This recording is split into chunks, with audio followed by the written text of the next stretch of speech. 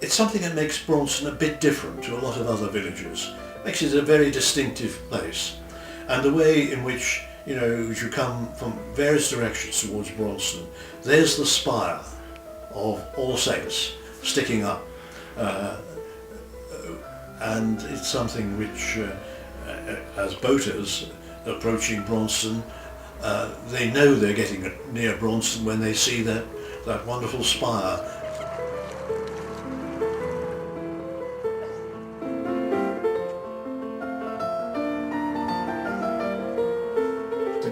Come to Braunston and you've been away for a day, for a week, a month, whatever, and you can see it as you're coming over the hills, and everyone will tell you how it varies from one side of the road to the other, and especially when it's lit up, it's very impressive, and that's when you know you're in Braunston. It is it and the mill, primarily the church, identify Braunston from any distance quite uniquely.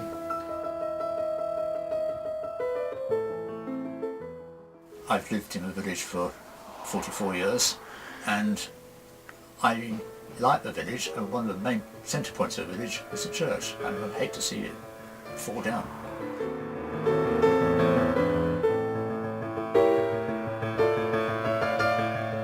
The Friends of All Saints Braunston sits entirely separately from the other management elements of the church, if you like. So the parochial church council is a separate entity from the Friends of All Saints.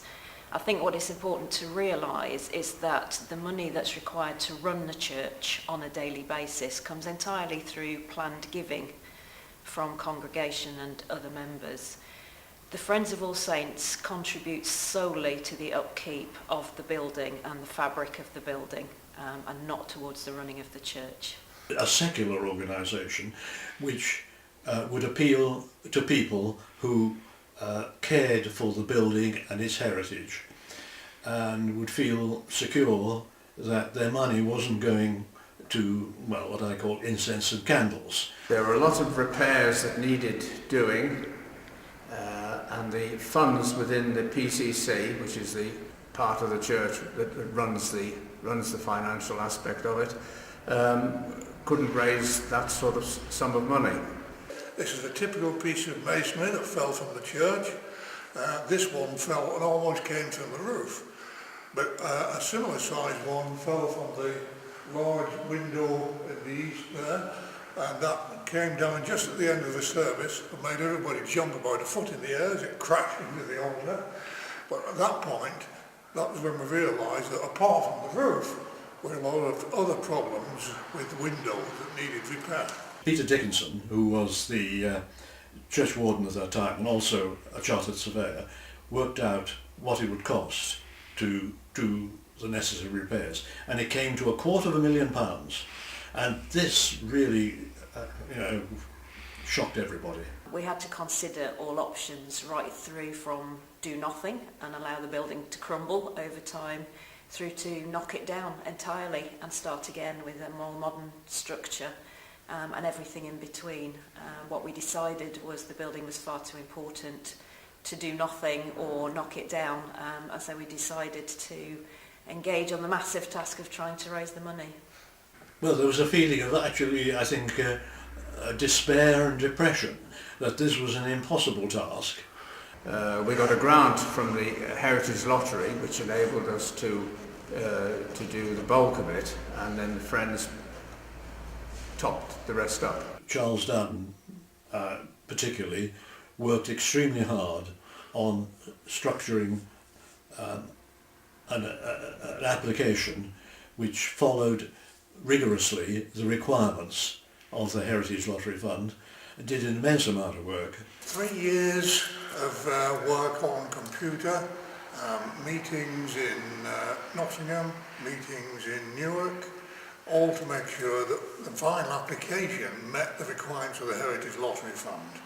Every stage has to be fully documented in terms of an application, requests for costs, the total detailed technical specification, and then answering all the questions about when you're going to do it, how you're going to do it, what stages, where you're going to get the money from. detailed technical specifications for the work, and finally then employed to apply for the money. And initially you spend 12 months doing the development phase, because they have to actually prove that the cost is the cost by getting full tenders for the job. There are an awful lot of charitable trusts in Britain that give grants, and if you can find out what it is that their objectives are and construct a letter of appeal which relates to one's needs and their needs too, to give away money. And I spent ages sort of going through the records of the various charities that exist, and I think in the end found about just over 100 that seemed to match what we wanted, and wrote letters individually crafted to their particular charity, and about 10% of them were successful, and that gave us about £20,000. It's wonderful, it's marvellous. We've had outside events at Mr. and Mrs. Phipps at Bradborough Hall, 2 music events. The first one raised about 2,000 and the second one roughly 1,000. The auction dinner was a good one. The Arts and Crafts Festival is a good one. The music afternoons up at Bradborough Hall was also very popular. You can't blame me for feeling it's wonderful. The roof work couldn't have been done without the contribution from friends. The window work they would have collapsed without a contribution from, well, without more than a contribution of the full amount coming from friends.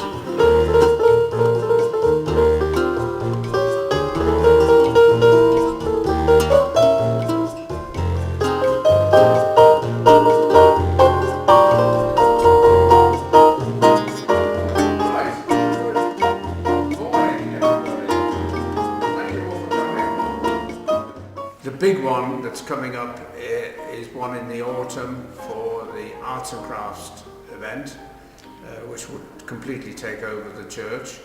That starts on a Saturday and finishes on a Sunday afternoon. So we're trying to involve the bigger houses around and using their garages or what other facilities they've got. And we're going to try and do a craft trail. So it won't all be in the church.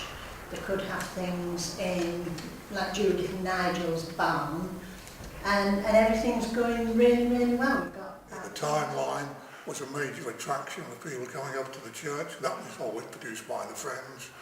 And then we had many events, and to supplement the income from those events, we had merchandise, which comprised mugs, pens, everything you could think of where we thought we'd be able to sell, we produced them. There's been mugs with designs by an artist, and leaflets to encourage people to join the Friends, a Christmas card, first of hopefully many as years to come. It's the breadth of the support which I think has been well, quite heartwarming to realise how much people in the neighbourhood value the building that is All Saints and wanted to see it there for future generations.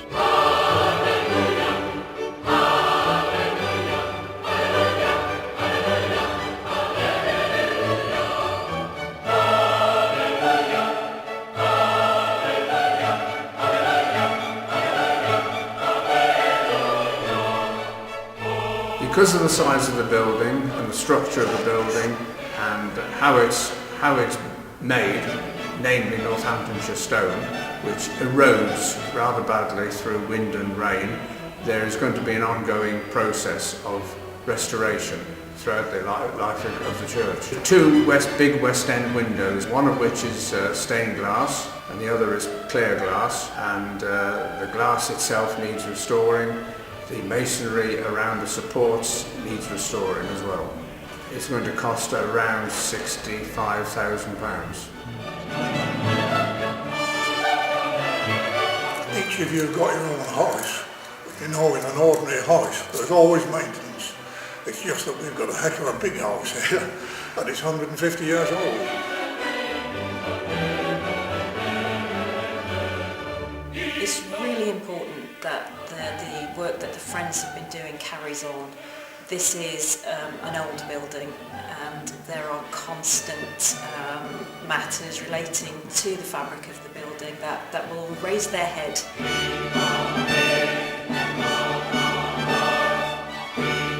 I've been surprised at how much the village has responded and how much they wish this building to continue to be here. And so I'm quite convinced that we'll be able to keep it here for many generations to come.